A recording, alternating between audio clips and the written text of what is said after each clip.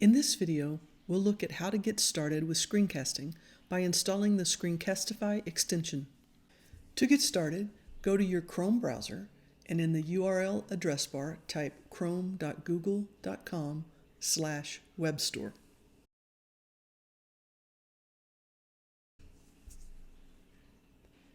That brings you to the web store where extensions is selected automatically, and in search the store, type Screencastify.